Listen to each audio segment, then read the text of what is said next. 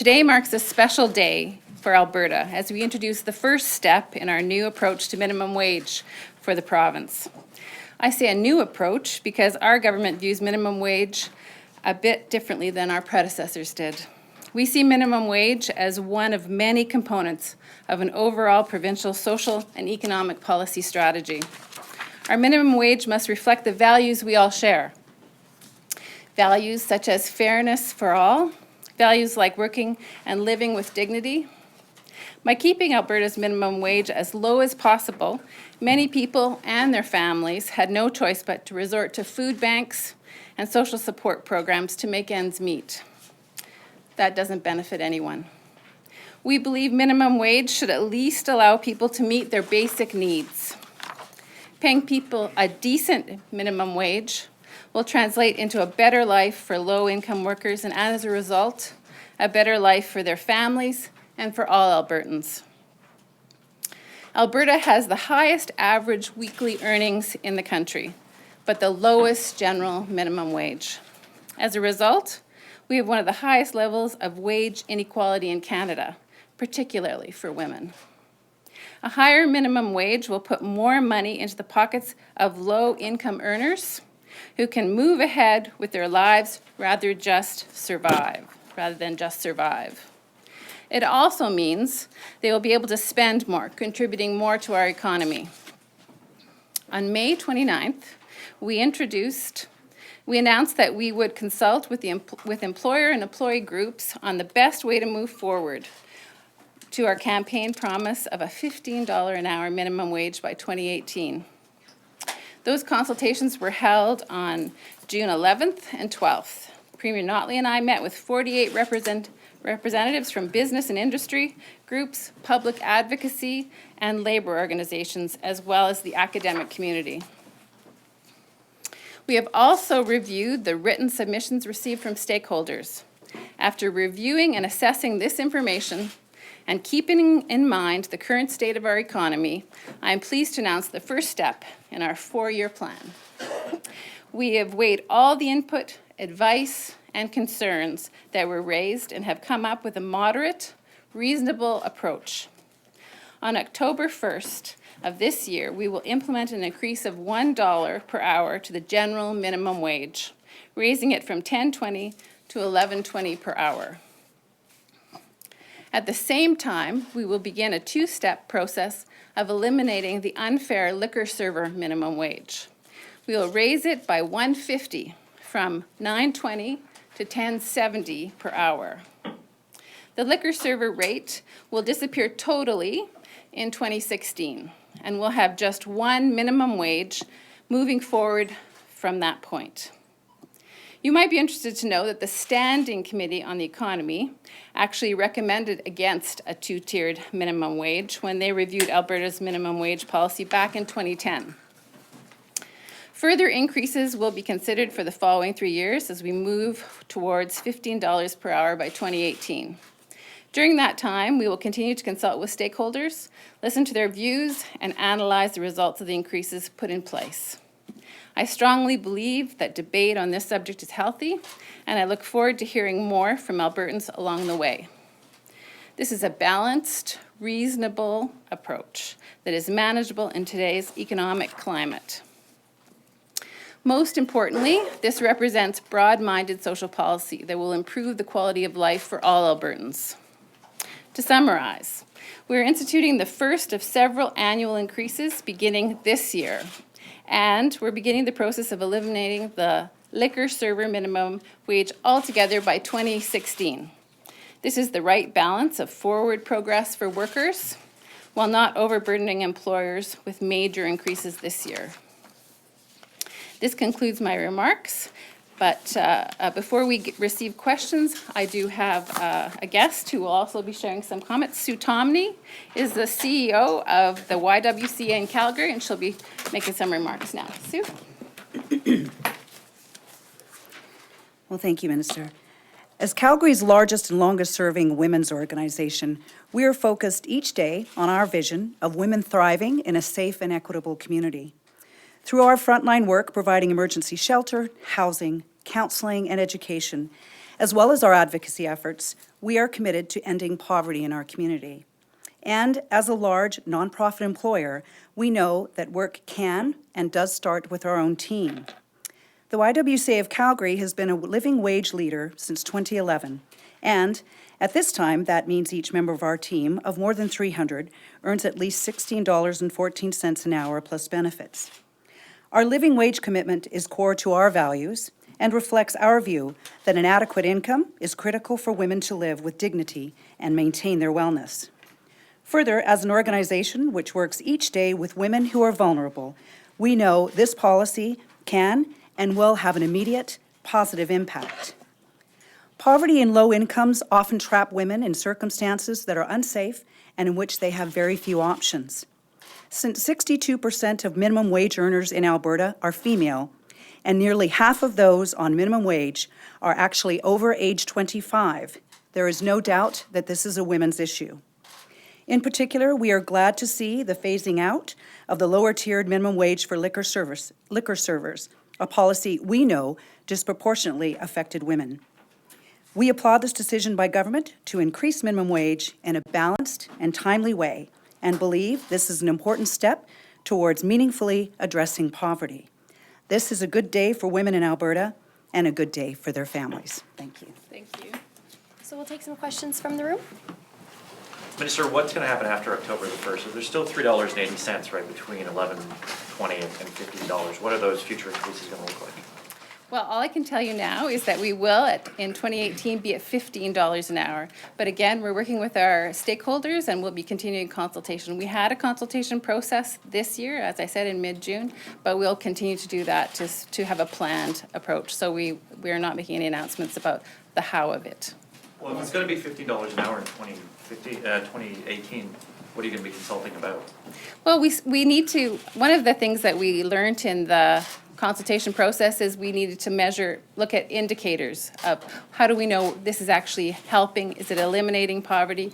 We'll have more information to assess how it's going. So there's more things to look at for sure. Minister, you mentioned you spoke to a number of stakeholders, about 48 people.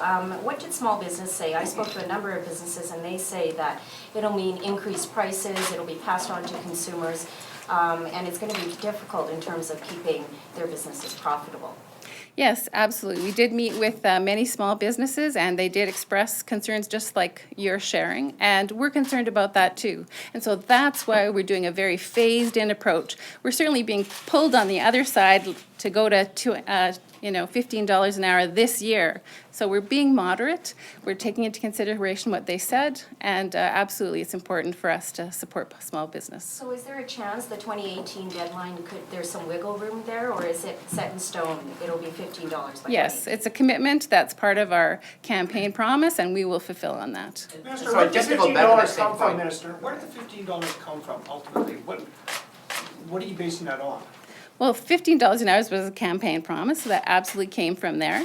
And we know that the median average income is about almost 30, and so it's about half of that. So that's also part of that. But it really was a campaign promise that we put forward, that we ran on and were elected on. But it's still an economic foundation, not a political one, correct? Well, it's both. How worried are you about layoffs with this increase in minimum wage? Well, we're hearing that certainly from some stakeholders who are concerned, that are concerned about that. But I think that, business will be flexible. Businesses thrive and do well in Alberta because they look at the market and figure out what they need to do. And if they're going to raise the minimum wage up, their prices might have to go up a little bit. But me, as many Albertans, I'm sure will be happy to pay that little bit more so our most vulnerable can be supported. Operator, we'll go to the phone for a question. Operator? The first question comes from Rick Bell from Sun Media. Your line is open. Hello, Minister. Just want to ask you, when you were making your deliberations, you and the Cabinet, how much of this decision was based on evidence that it is a good thing, and how much of it is just based on your desire to do what you perceive to be a good thing for people who make very low wages, and how much was really based on empirical data about what the impact might be on the economy And I'll have a quick supplementary once you answer that. Okay, thank you. So certainly, we know that in jurisdictions in the States, a lot of places in the States, that critique that if we raise the minimum wage, people will be losing their jobs. And almost all of those jurisdictions, that wasn't found to be a fact.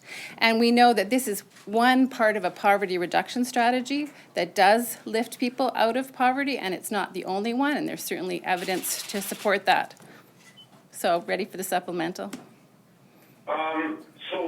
So again, but maybe I should just ask it again. So how much of it was based on evidence and how much was based on a desire to do what you perceive to be a good thing for people of low income? Which one was the one that really moved the government to make the choice, moved the government to put it in the platform when they were an opposition party? Right. What was the main motivation? Was it one or the other?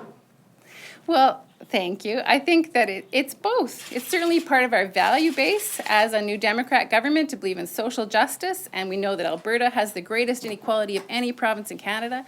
So anything that we can do to lift up the floor, they call it raising the floor oftentimes, to make this province more equal, absolutely is based on our values. But it's also based on other information. Certainly the Parkland Institute has done work on this. Many other organizations have, and it's proved to really create better quality of life for those individuals, invest in the economy, and make it better for all of us, our Going back province. to the original question, now what's the point of talking to stakeholders if your goal is $15 by 2018? Okay. Then why even talk to anybody about Yeah, it? okay, good question. So you're right, we were very clear. We've said $15 an hour by 2018, but we want to talk to stakeholders about other things, about the how of it, because we want to mitigate, specifically for the small business community, for example, what are the challenges? And so one of the things that they've said to us is we don't do it right away. We need to go slower. So we're doing it slower, so that helps them. So the how of it is very important, and that's why it's important to listen to stakeholders. Operator, we'll do one more from the phone. Next question comes from Don Frey from the Calgary Herald. Your line is open. Minister, the policy platform of the election cited the $15, but it didn't say what steps you would contemplate to get there. Now you've done that. Had you contemplated a lower or higher increase for this step? It sounds to me like you might have been planning on doing a bit more in this first step, particularly since you raised the liquor server one by $1.50 instead of $1.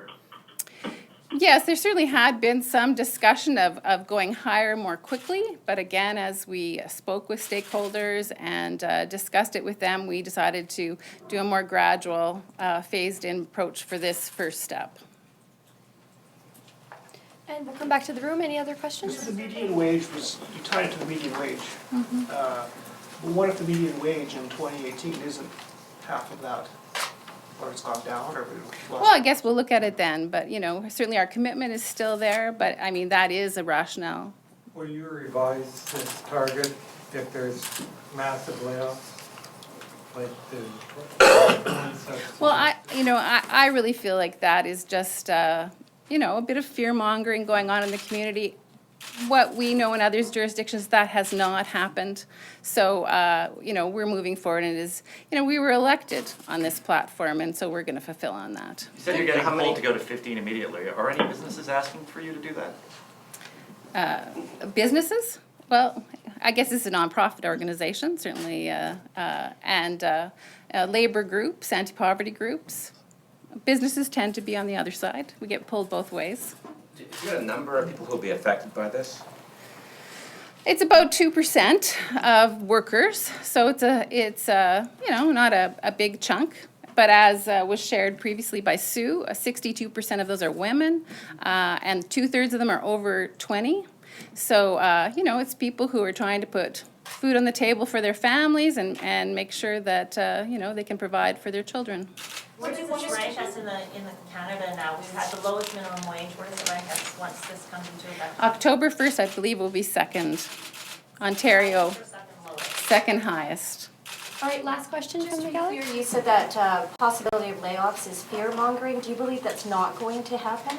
Well, I mean, who knows what can happen exactly in the market? I think that some businesses may have to readjust things, but I think overall, this policy will absolutely help the most vulnerable people and really be good because, people who have, very limited incomes, they're going to be spending that money in local economies, which will create more economic activity, which will benefit all of us. Thanks very much, everyone. Can we get Colin Sue's name and her title? Yes, I can grab it, please. Okay, thank you.